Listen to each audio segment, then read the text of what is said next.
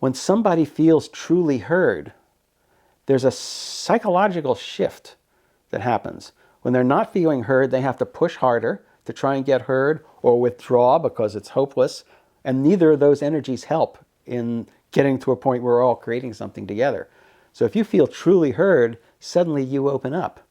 So if you can have a process that is having people feel truly heard, what they are saying becomes information that's available for the group, and their openness as part of the group helps take all that in. Trump's power right now is that there's a whole gigantic portion of American society that doesn't feel heard, doesn't feel like their concerns are part of the system at all. And Trump, who isn't about to really hear them and really deal with their concerns, speaks the things that make them feel like they have been heard. And they rush to him because people are so hungry to be heard.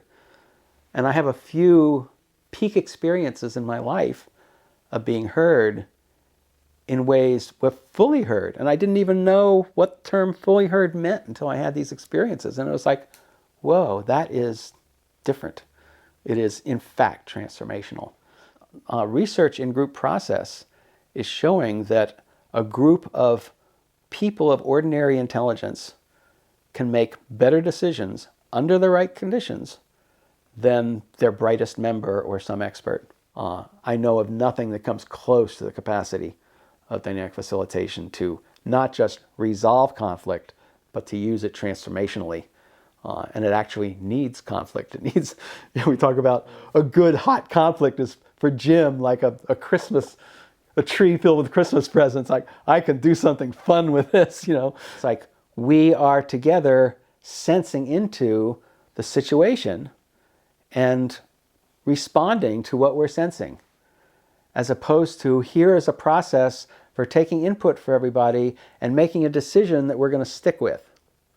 It's like, here's this thing we've created, and now this Jim has a thing of the triangle is the hierarchical system with the strong leader, and the square is a society that's run by contracts, laws, constitutions, almost like a piece of paper. And we created that thing, and now we are following that thing. And the circle is we're all engaged in conversation all the time. So these are different forms of social organization. Mm-hmm. And so co-sensing is the circle. And consensus is a circle that leads to a square. It leads to an agreement that we're going to stick with. This house was founded on consensus, but evolved into a co-sensing. And it's like a shared understanding. You could have, the word agreement could be a shared understanding or a rule. And so we're on the shared understanding thing. And at the point where somebody isn't following what we thought we agreed to, obviously don't have a shared understanding anymore. So it's back to the board, back to the conversation, rather than you didn't follow the agreement. The energetics of it is totally different. And choice creating is engaging where a choice creating conversation, Jim says dynamic facilitation is really powerful for doing it, but you don't have to have dynamic facilitation to create a choice creating conversation. It's like, we are here looking at the situation. We all want to have a really good situation, a really good solution that all of us feel good about, and we're doing the thinking and feeling together that's needed for us to create something. And we're going to create choices here, and then we're going to look at that and go, no, that choice isn't good. We're going to look at another choice. We're playing with choices. We're creating choices.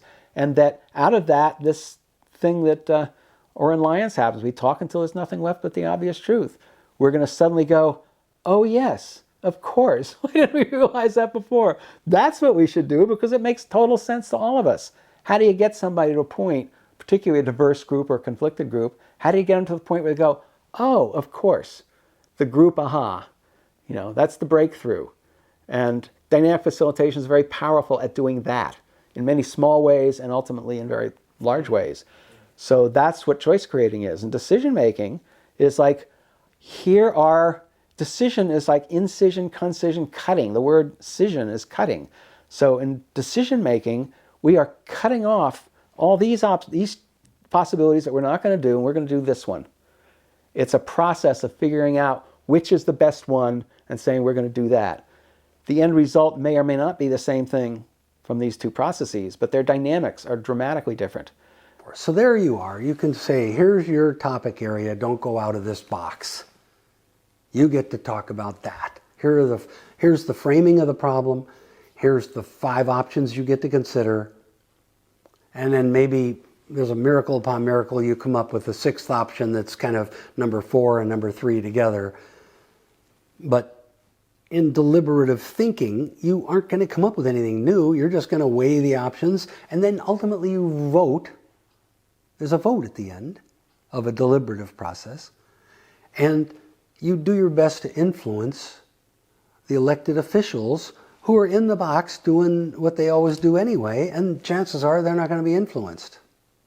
For me, deliberation is, I have my own definition. It's like thoroughly considering all dimensions of a problem together. That's deliberation, which is a generic one that embraces dynamic facilitation. But most people think of deliberation as weighing possibilities. Here is this, if we do this, there's these trade-offs, this is what's involved. If we do this, there's these. It's a very analytic kind of thing. And we're looking and we're weighing, we're going, all things considered, this is the best one. Energetically, dynamic facilitation is nothing like that at all. It's a dance. It's a go wild. He's finding out from each person, what's your solution, your possible solution, what are your concerns, whatever. It's like, and everybody's doing all of those all the time.